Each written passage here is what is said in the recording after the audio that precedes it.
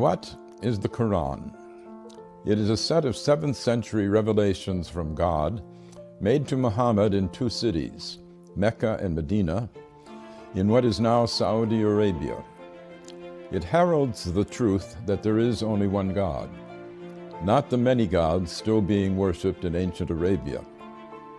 Of course, this was not the earliest revelation that there is only one God. That had been taught in Hebrew to the Jews and in Greek to the Christians before it was taught to Muslims in Arabic. These 3 sets of revelation set apart the people of the book, each with their own special covenant from the same God. There is only one.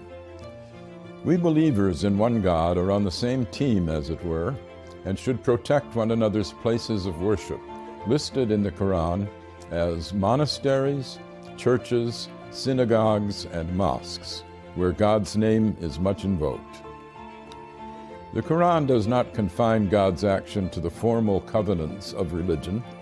God tells us that He sends messages to all men all the time, beginning with Adam, who repented his sin in the garden and became the first prophet.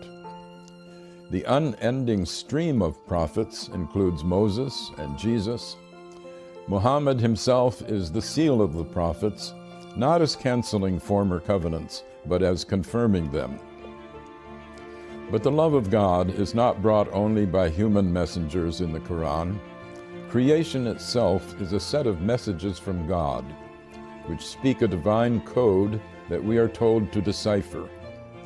God's intent can be seen in the beauty and power of the universe. Moses does not speak alone on the mountain speaks with him. Birds speak to Solomon. The world is constantly signaling to us, bringing us insights into the beauty and power of its maker.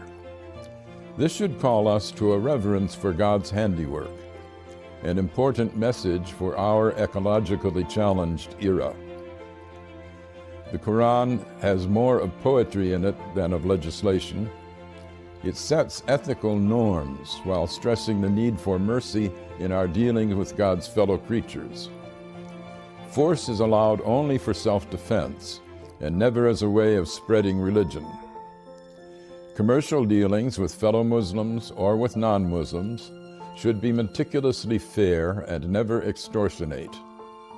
The relations of the sexes were still polygamous in the 7th century, as among the ancient Hebrews and the original Mormons, but women are to be honored.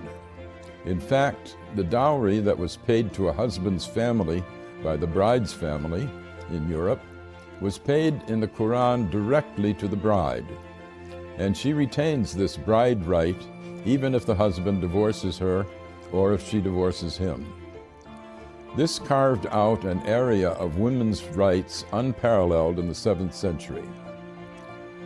The Quran is a book of many levels and great depths. Even non-Muslims can learn from it, as Pope Francis has proclaimed. I am Gary Wills for the Amerstein Center.